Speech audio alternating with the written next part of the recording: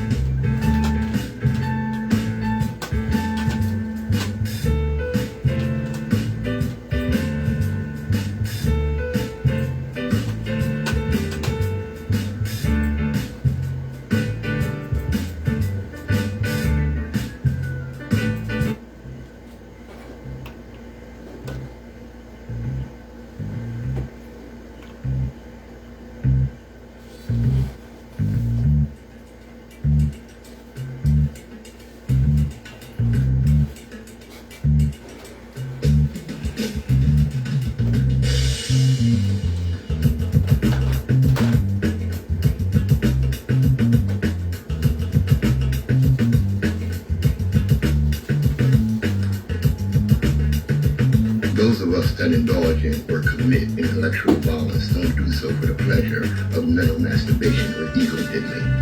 We do so because the chains of oppression in our people's minds are deep and difficult to remove. Good morning, my children of the sun.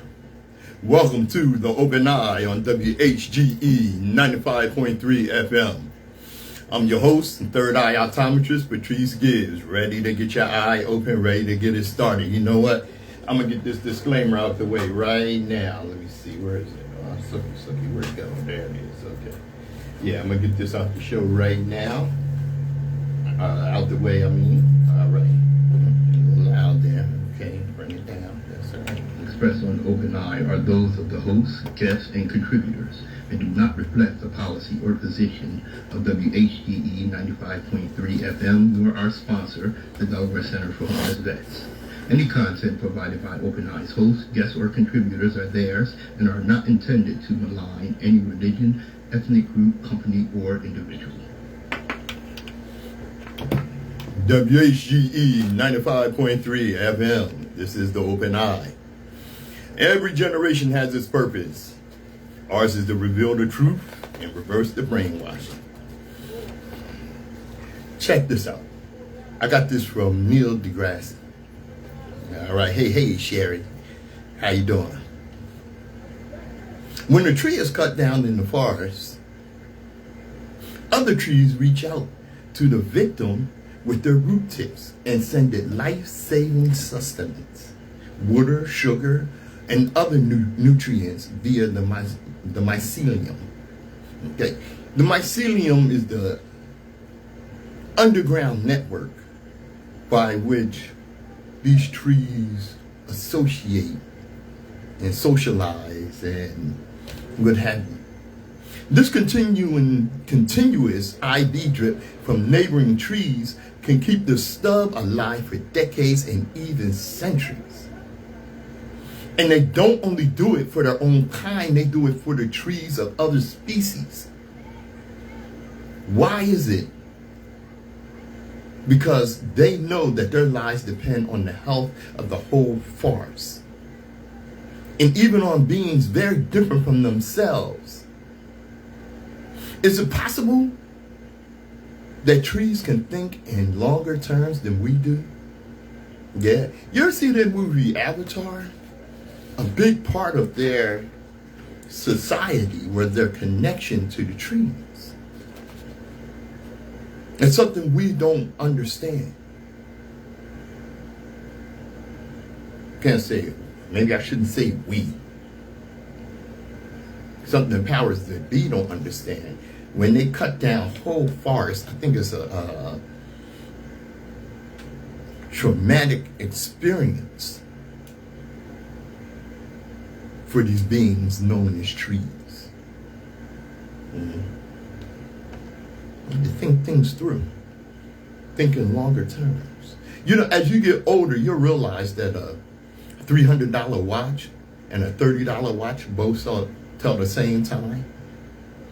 A Michael Kors wallet and a Forever 21 wallet hold the same amount of money. A $300 house and a $100,000 house host the same loneliness. And a Ford will also drive you as far as a Bentley. See, true happiness is not found in materialistic things. It comes from the love and laughter found with each other. Stay humble. The holes dug for us in the ground are all the same size. It made me think of a line from a movie I heard. They buried you 6 feet under, but you know what? I'm gonna stomp you two feet more down, because that's how big of a jerk you are. Yeah.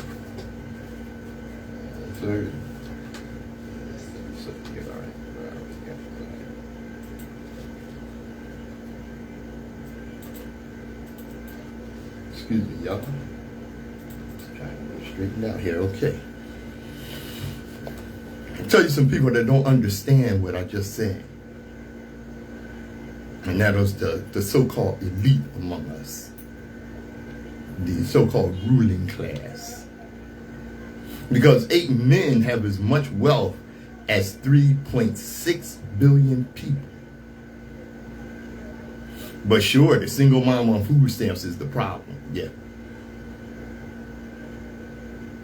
That's a game they've been playing on poor people, especially poor white people specifically, for centuries.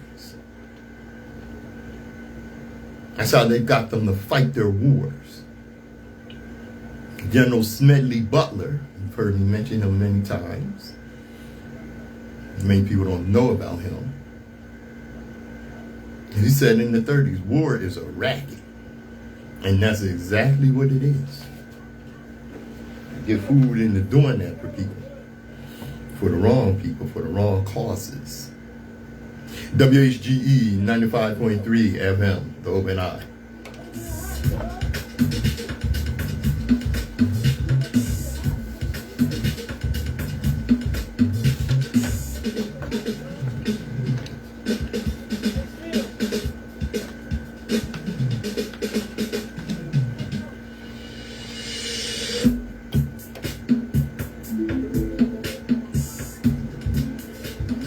All right. This is Patrice Gibbs, your third eye optometrist, host of the Open Eye. Thursday, I attended a housing march.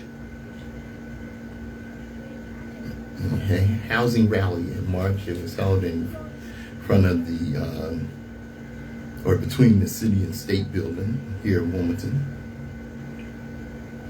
And it was about affordable housing and people being unhoused, unfairly convicted, and what have you. My friend and associate, Dr. Anna Vilas, one of the organizers, invited me to say a couple of words, which I did. And one of the things that came up when I was speaking was the fact that housing is so unaffordable now. You know, and what's going on is you have corporations buying up rental properties and making rules and financial demands that a lot of people can't afford.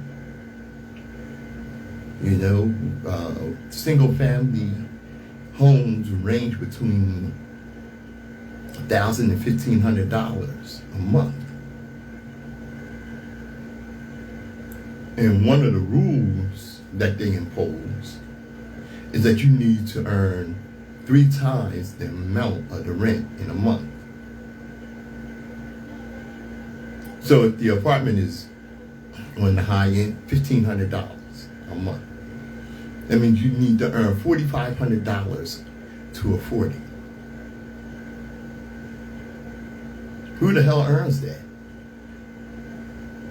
Most working people and poor working people. You know, that's a term that should not exist. You know, you're going to working 2 jobs and this, that, and the other, and you're still too poor to afford a home because you're being priced out. I don't know who the hell they think are going to live in these homes. Meanwhile, the Supreme Court punishes unhoused people for not having a home. Sub Jafar.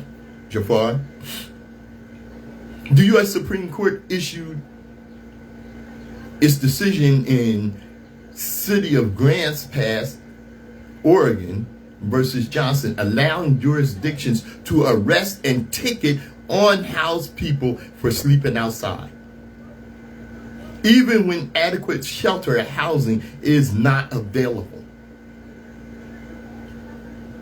The court's decision, of course, is a setback for unhoused people and communities nationwide working to solve homelessness, giving cover to misguided politicians to use outdated, cruel, and counterproductive measures that will only worsen homelessness.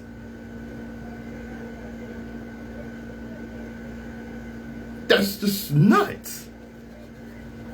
And see, you know, what it makes me think of is the vagrancy laws and what have you that were going on right after the Civil War and right after, the 14th Amendment declared slavery, or the 13th Amendment declared slavery.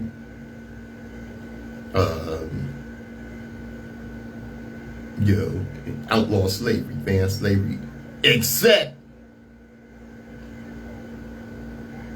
if you are duly convicted of a crime. So now, if you're out on the street because you can't afford a home, you can be arrested. Stephen Lee said, I know. My monthly pensions are now nearly equal to my monthly rent for an apartment that I've lived in for 24 years. That don't make no damn sense.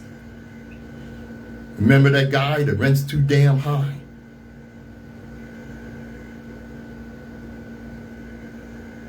Yeah.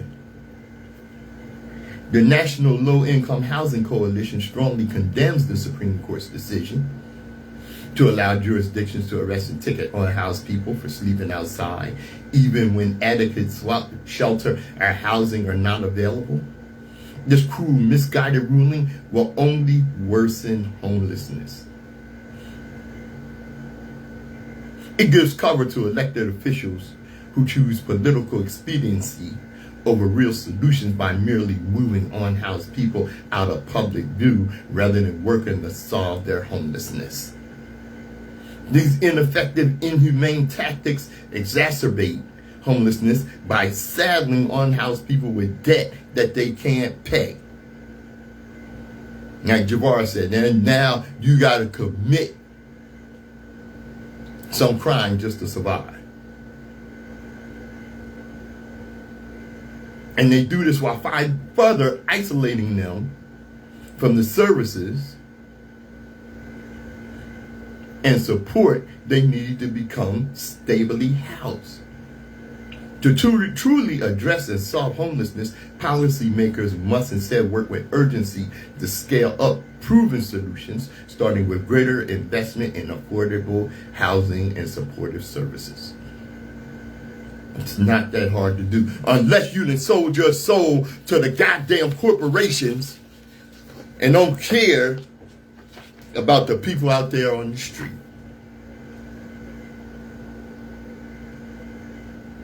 Jafar said we can't even sleep on the earth we live on. We are only creatures that to pay to live here. Damn. WHGE 95.3 FM. This is the Open Eye.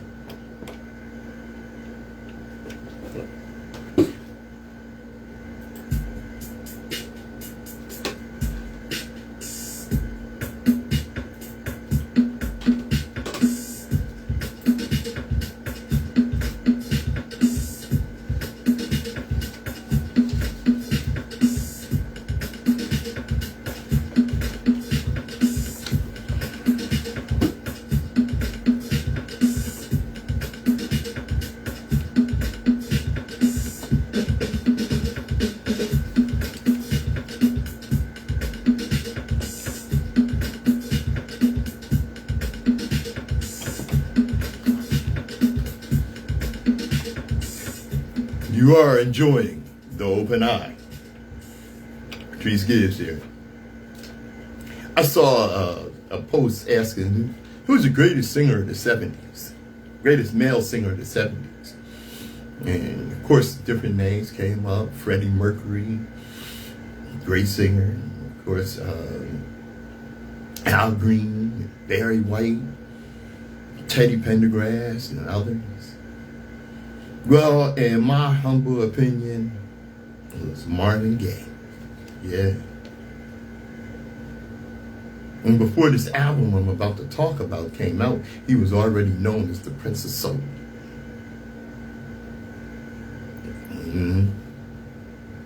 Marvin Gaye's 1971 album, What's Going On, is now considered one of the greatest musical recordings of all time. But it came perilously close to never seeing the light of day. Put It Out or I'll Never Record For You Again was Marvin Gaye's stark warning to Berry Gordy after the founder of Motown Records refused to release the single What's Going On in the summer of 1970. Berry, who was Gaye's brother-in-law at the time, told almost anyone who would listen that he detested Gaye's protest song. What's wrong with you, Berry? I can tell you what it was. See, Berry had promoted Motown as the music of America. You know, and black, white, and everybody else listen to Motown. And Marvin came with this protest mess. He was going to ruin everything. He said he detested Gaye's protest song, which he thought was too long, too formless, and not commercial enough to be played on radio, prerequisite for the scores of #1 songs he crafted at his Detroit studio known as Hitsville, USA. Gordon was even quoted as describing What's Going On as the worst record I ever heard in my life. Can you believe that? What's Going On was the worst record he ever heard. And Gaye held firm during a 7-month power struggle that eventually concluded with the hit single becoming the centerpiece of the groundbreaking album What's Going On, which explored the issues of poverty, racial discrimination, environmental destruction, urban decay, police brutality, drug abuse, political corruption, and the devastating effects of the Vietnam War. Brilliant. David Van DePete, the album's arranger, later revealed that Gordy thought Gaye was absolutely insane to want to feature social commentary on a record that was going to be the biggest fiasco that ever was. What's Going On was released as a single, peaking at #2 on the Billboard Hot 100 and a top spot on U.S. Billboard R&B Soul Singles. It is now widely recognized as one of the most important musical works of the 20th century.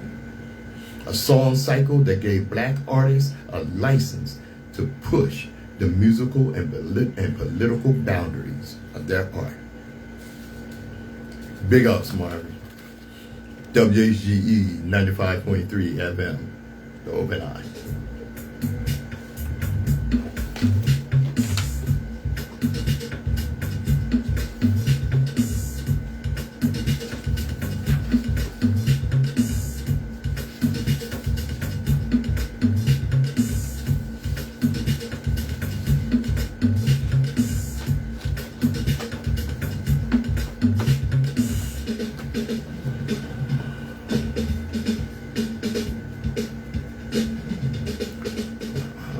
All right.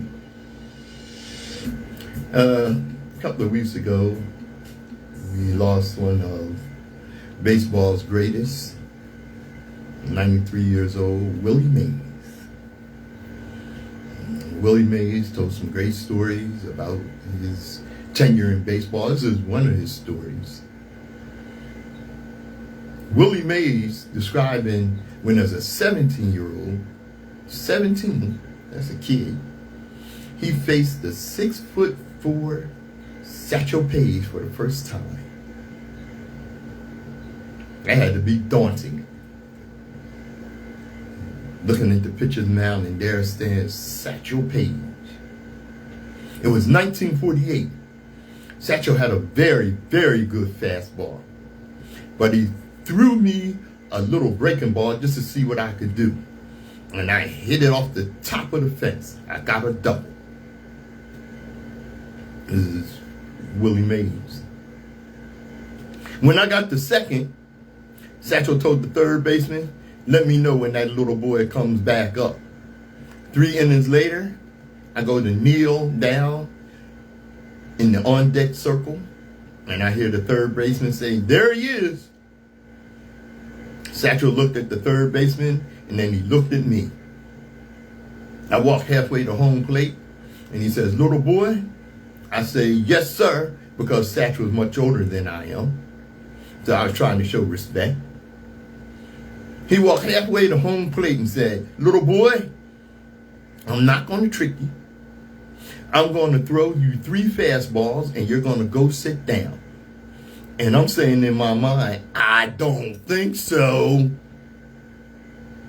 If he threw me 3 of the same pitch, I'm going to hit it somewhere. He threw me 2 fastballs, and I just swung. I swung right through it. Satchel Paige said his fastball tended to disappear when approaching the plate. And the third ball he threw, and I tell people this all the time, he threw the ball, and as he let it go, he said, go sit down. This is why the ball was in the air. Yup. He struck me out in 3 pitches. Satchel Paige was magnificent. Yeah, that's probably my greatest baseball hero. Speaking of baseball heroes, yeah, Reggie Jackson shook him up when he told him the truth. When he revealed racism in Alabama that could have had him in an oak tree. 2 days after the death of baseball icon Willie Mays, also known as the Say Hey Kid, Major League Baseball hosted its first ever game at the historic Rick Wood Field in Birmingham, Alabama. In honor of Mays and other Negro League players who left an indelible mark on the sport, the game was dubbed a tribute to the Negro Leagues. Yeah.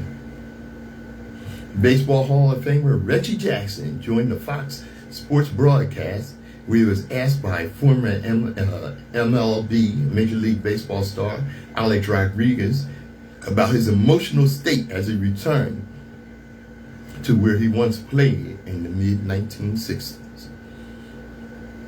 Jackson proceeded to share raw, painful memories of the racism he experienced during his time with the Birmingham A's in 1967. That was in my lifetime. Jackson said, coming back here is not easy. The racism when I played here, the difficulty of going through different places where we traveled, Jackson told Rodriguez. Fortunately, I had a manager and had players on the team to help me get through it. But I wouldn't wish it on anybody. Yeah, and they all wore number 24. The Say Hey Kids number. Thank you, Steve. Jackson continued to share stories of the hatred he faced, recalling, I said, I would never want to do it again. I walked into restaurants and they would point to me and say, that nigger can't eat here.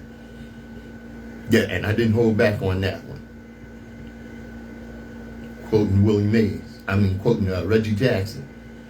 I would go to a hotel and they say, that nigger can't eat here. We went to then athletics owner in Ensley, Alabama native Charlie Finley's country club for a welcome home dinner. And they pointed me out with the N-word. He can't come in here. Finley marched the whole team out. Fighting tears, Jackson revealed that he would sleep on his teammate Joe Rudy's couch for weeks at a time until racism forced him out.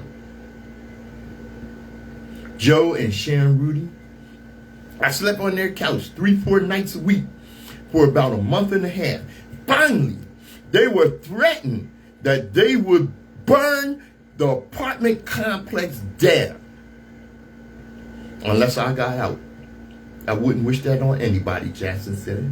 Jackson thanked his teammates for having his back through such a tumultuous time, saying that if it weren't for them, he would have reacted in a way that could have ended badly for him. I would have never made it, Jackson said. I was too physically violent. I was ready to physically fight. I'd have gotten killed because I'd have beat someone's ass. And then you just saw me in an oak. Then you would have just saw me in an oak tree somewhere. Jackson's story sheds light on baseball's complicated history. A system of white supremacy ruled the sports for decades. Black athletes were prevented from playing alongside their white counterparts until Jackie Robinson broke the color barrier in 1947. For years, the achievements of Negro League players were not recognized by Major League Baseball. It was not until May of 2024 that the league reversed course and declared Negro League statistics would be officially added to Major League Baseball records. 2024, that's this year. We are proud that the official historic record now includes the players of the Negro Leagues, Commissioner Bob Manfred said at the time. This initiative is focused on ensuring that future generations of fans have access to the statistics and milestones of all those who made the Negro Leagues possible. Their accomplishments on the field will be a gateway to broader learning about this triumph in American history and the path that led to Jackie Robinson's 1947 Dodger debut. There are people who want to romanticize Jim Crow. It was a different time is not an excuse. Okay?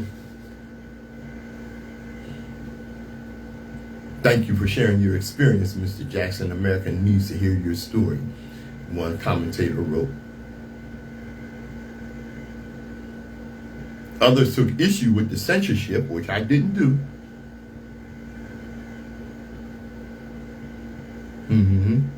Yeah, when they changed that record, Willie Mays got 15 more hits added to his record. The hits he made that were recorded in Negro League Baseball. Why you bleep his words? That's what he was called by white people.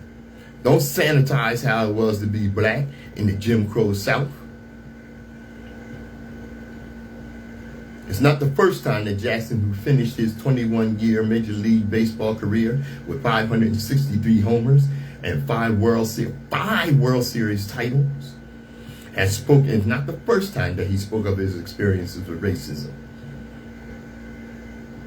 He has alleged it played a role in the Mets' decision to pass on him with the #1 pick in the 1966 Major League Draft in favor of Steve Chilcott, a white player who never reached the major leagues.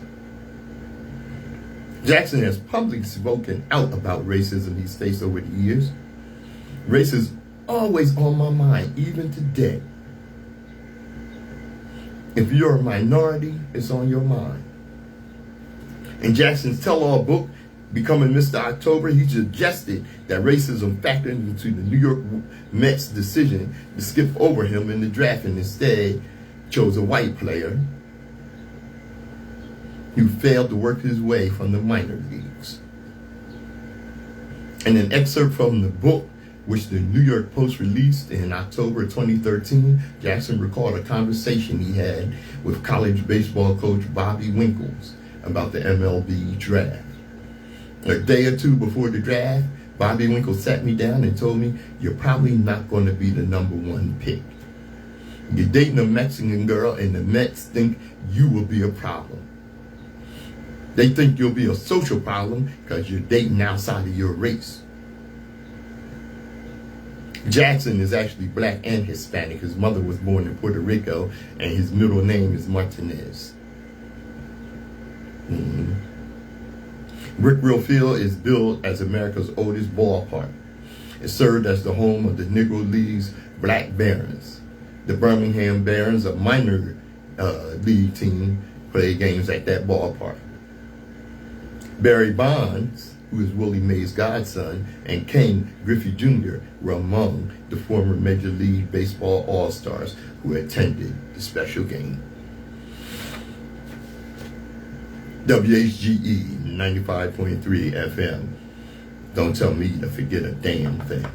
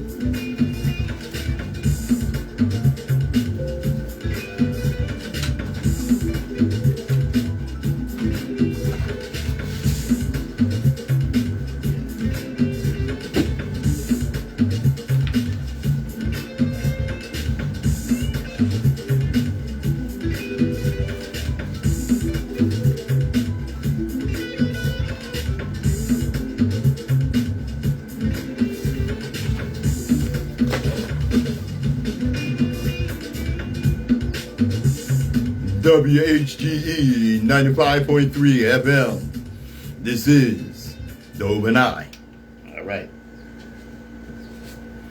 Like I said, don't tell me to forget a damn thing because a lot of the crap that went on, one, is not something you can forget. Two, it's still going on. Still going on? Yeah. Yeah.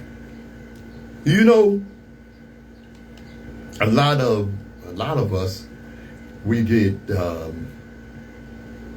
apprehensive and we look side-eyed when we see these generous white people adopting black children. Well, your own people wouldn't adopt them. Well, we didn't have the chance. And of course, the system is permeated with racism and racists who have the mindset, as nice as they are, that these little black children would probably be better off with these more economically stable white people. Really? All right.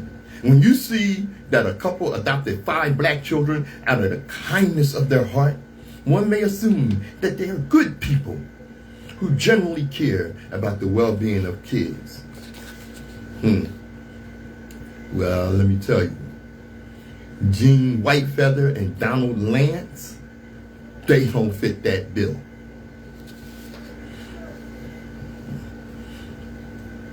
Gene Whitefeather, a white woman who has taken a Native American name, probably been going around for years telling people that she's part Native American. No, you ain't. No, you ain't.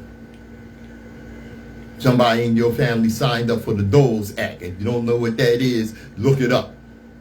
The Doles Act is where you get the term $5 Indian, where you can pay $5 to get on the Doles roll and be declared a Native American and get some free land.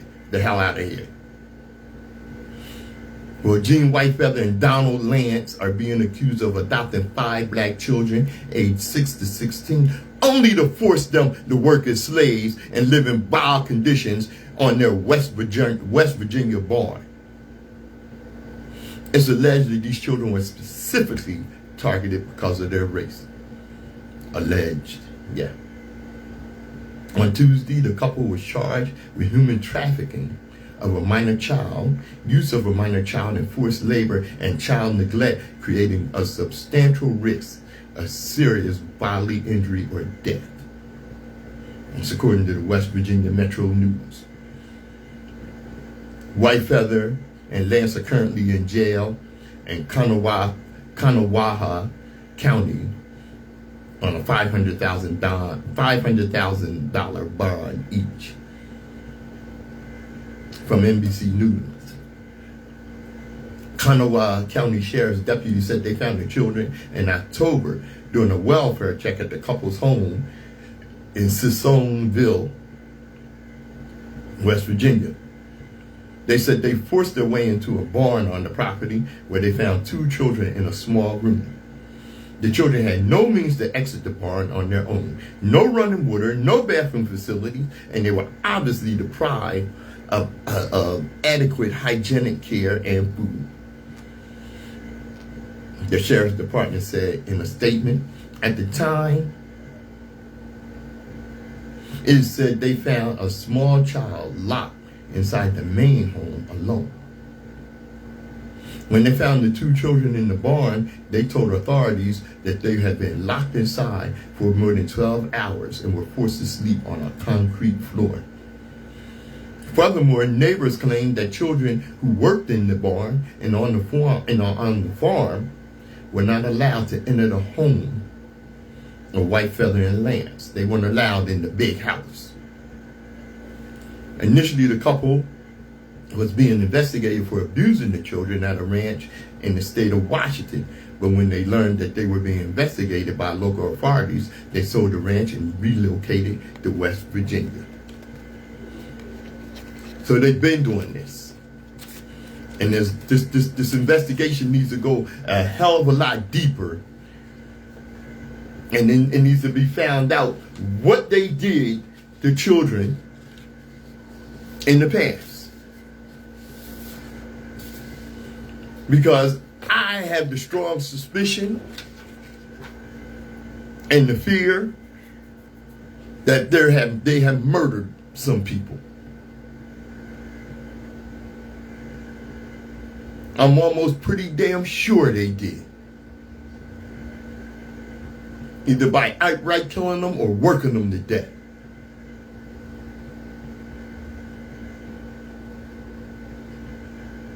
They should not have been allowed to just move away during the investigation. And that investigation needs to go on and find out what the hell these people did.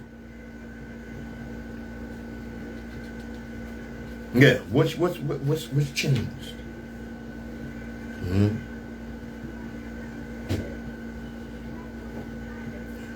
As we go on and deal with these things.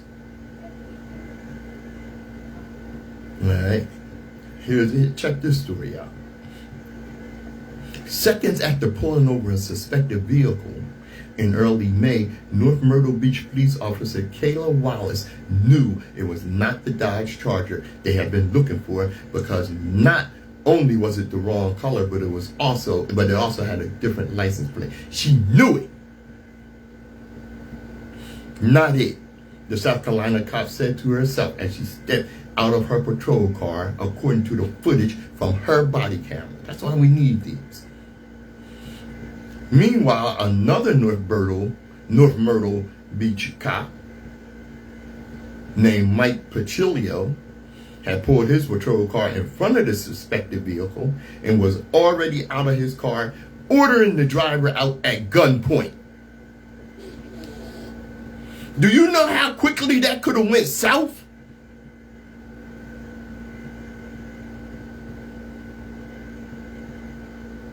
But rather than tell Patrice they had stopped the wrong car, Wallace went along with the charade, pulling out her own gun and ordering the driver to show me your hands, forcing an 18-year-old young black woman named Lanisha Hemingway out of her car at gunpoint.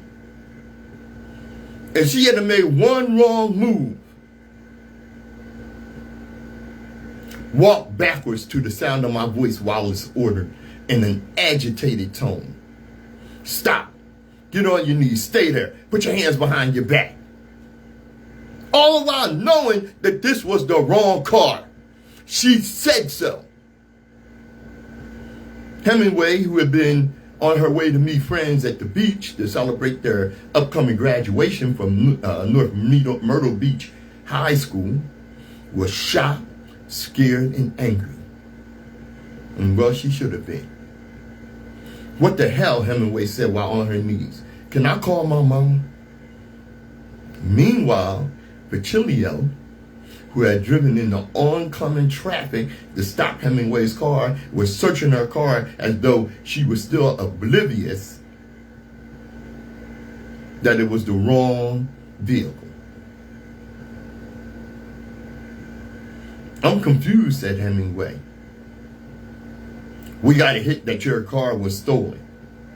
Wallace responded, even though she knew it was the wrong car. Taken aback by the accusation, Hemingway told the cops to check her registration to show it was not stolen. But the cops didn't give a damn.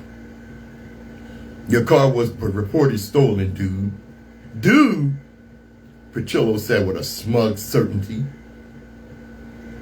Bro, let me call my mama. You all didn't read the tags.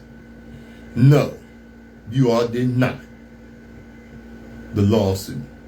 Hemingway followed a federal lawsuit against the two officers on June 17, accusing them of false imprisonment, unlawful seizure, excessive force, recklessness, and negligent training.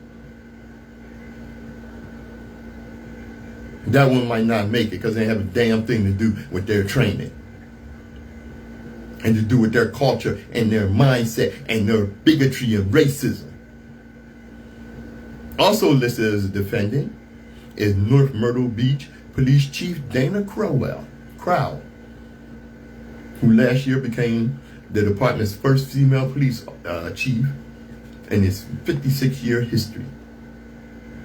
The incident took place on May 3rd around 7 p.m. after police received a report of a stolen car described as a silver Challenger, a two-door car with South Carolina license plate that read VLP 678. Hemingway, meanwhile, was driving a dark gray Dodge Charger, a four-door car with a South Carolina plate that read VSW 736, according to the lawsuit. Knew it wasn't the car, not it. The two cops spotted Hemingway's sedan from a distance and began speeding up to it with lights flashing to pull it over. Wallace told dispatch she was preparing to conduct a high-risk stop. Guns drawn. But about 30 seconds later, after speeding up to the Charger and pulling up behind it, Wallace knew it was the wrong car, telling herself, not it. But Patrice was already yelling, hands up, hands out the window. So Wallace apparently felt compelled to join him in treating Hemingway like a suspected criminal, even though she knew better.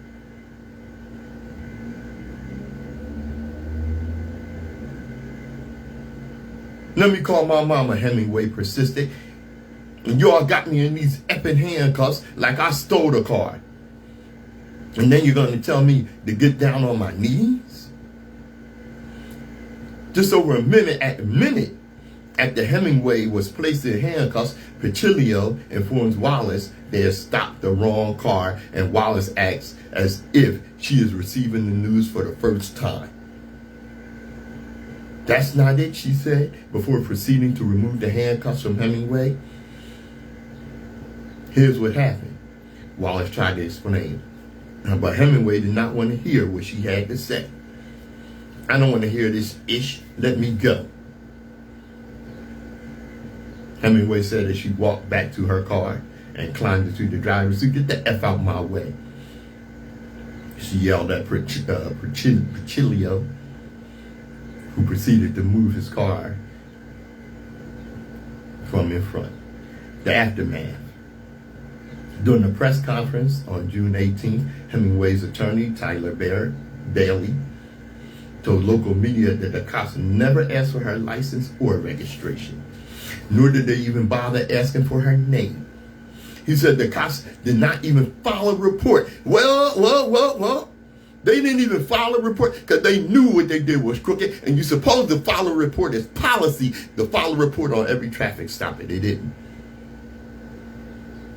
Yeah, they filed it several days later, which is a violation of the state's public contact report law. So it's not just policy, it's law that requires all traffic stops to be documented, even if they result in no citation or arrest. Yeah, they need to be documented because it can go south. Because these trigger-happy, dishonest, racist fools will pull you over knowing damn well you didn't do anything. The law states that anytime a motor vehicle is stopped by a state or local law enforcement officer without a citation being issued or an arrest being made, the officer who initiated the stop must complete a data collection form designed by the Department of Public Safety that must include information regarding the age, gender, race, or ethnicity of the driver of the vehicle. Bailey suggested the local media that Hemingway would probably have been treated differently had she been white. No doubt. If that was anybody else who I believe that may have looked differently, there may have been a different respect than was shown.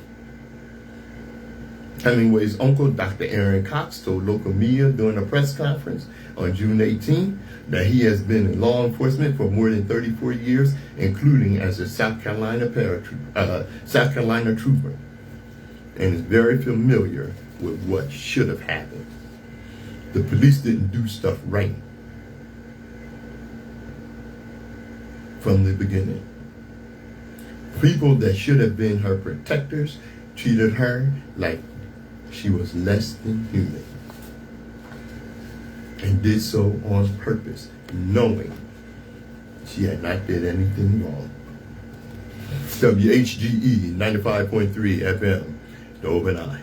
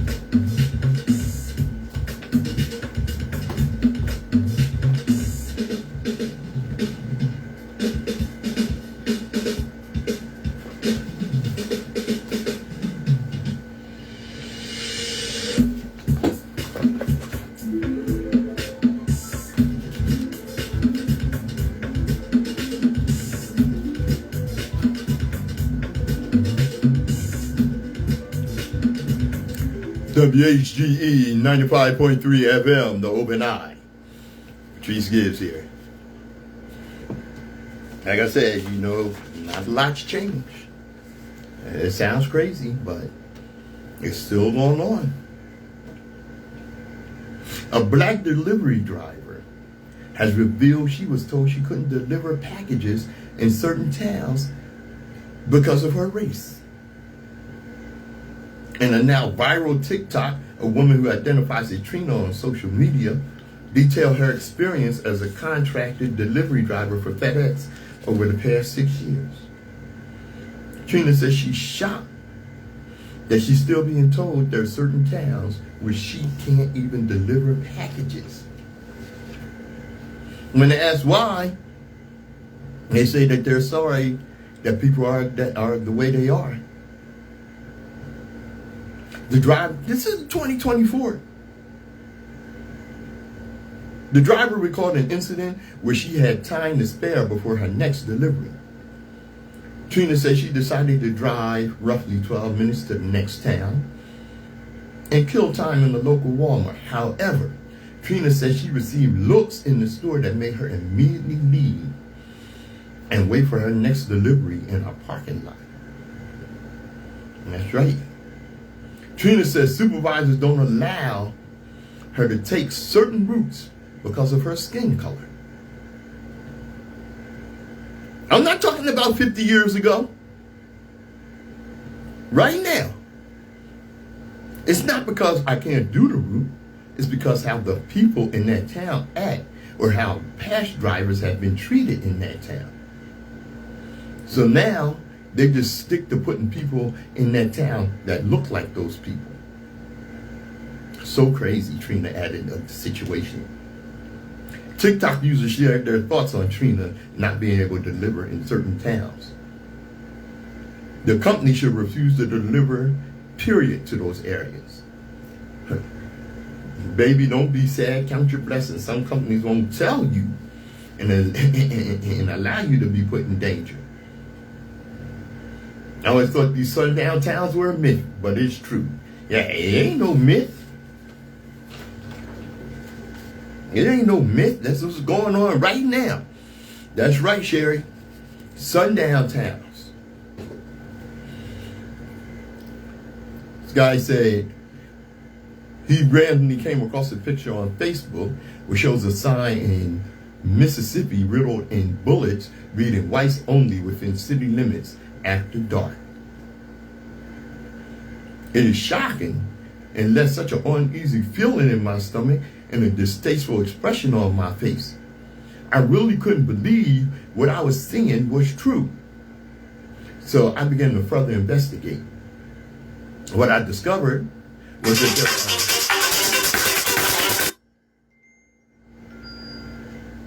that there are numerous towns which are designed specifically to offer servicing only to white Americans. And it has been this way for centuries. They are referred to as sundown towns or gray towns. The unspoken but prominent law of these towns is that no person of color should be found within their city limits by the time sun sets.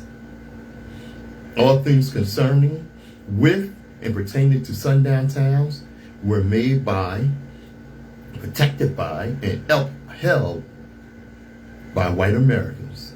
Signs plastered throughout businesses found within these towns often said ANNA, ain't no niggas allowed, or NAPA, no African people allowed. Sirens usually located on water towers or windmills sounded right before 6 p.m., typically sunset time, alarming every person who was not white to leave the town immediately or else. If they failed to do so before the sun set, they could face heinous consequences such as indefinite incarceration, torture, and most commonly death by lynching.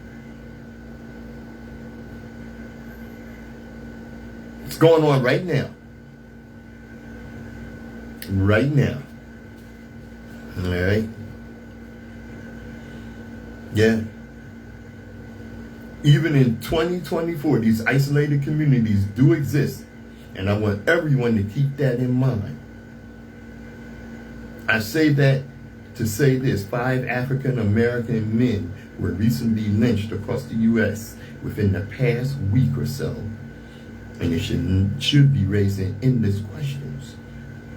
They cannot all be just ruled as suicide especially with all the current race tension and provoking that is going on across America. Please be mindful traveling alone at all times. Be aware of your surroundings and just do your research, people. We need the Green Book back. We need the Green Book back. WHGE 95.3 FM, the Open Eye.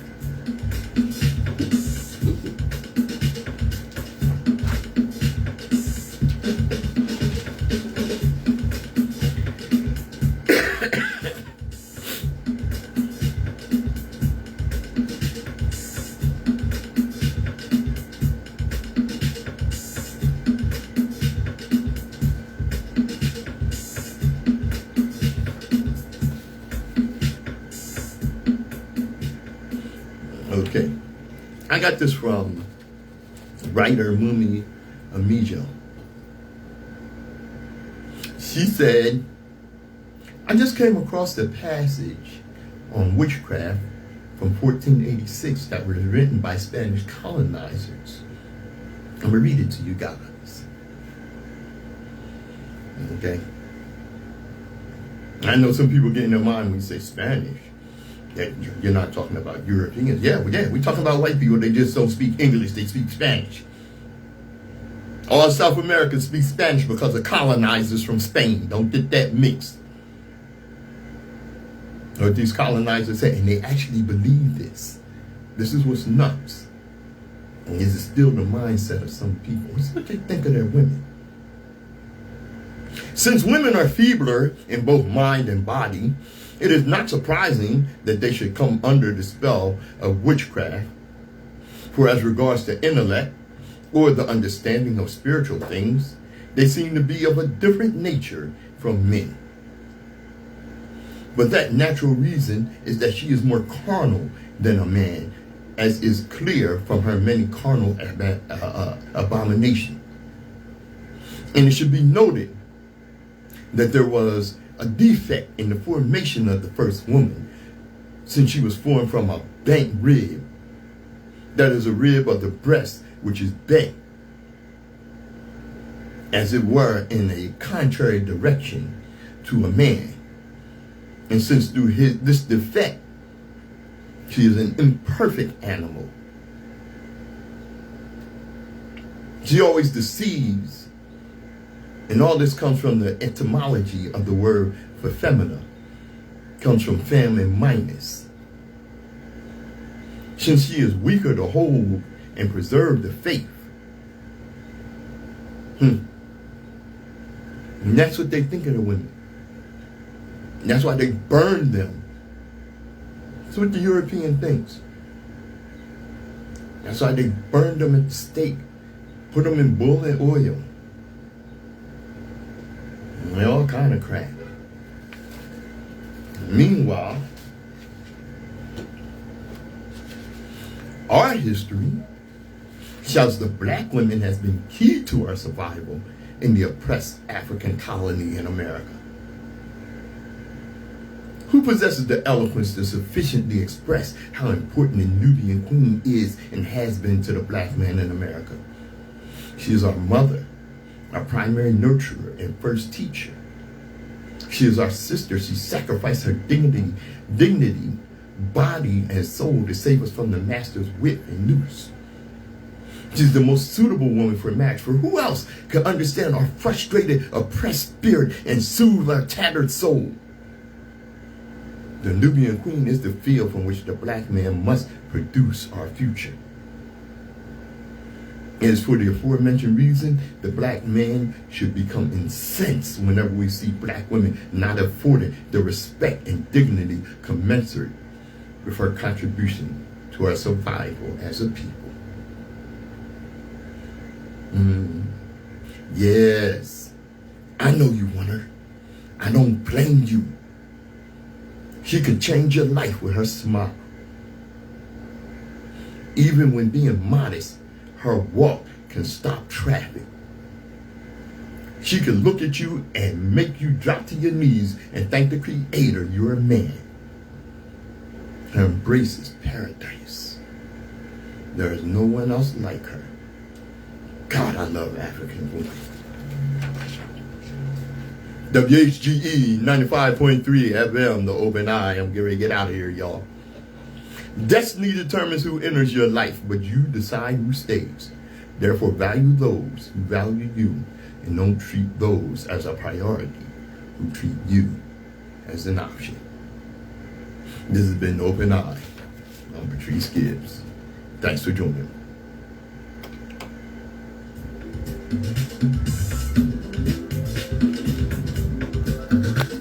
All right. Yes, the global African supremacy. We're going to drop some of my paper rolling over. Global African supremacy. Because the world is a better place when the African rule.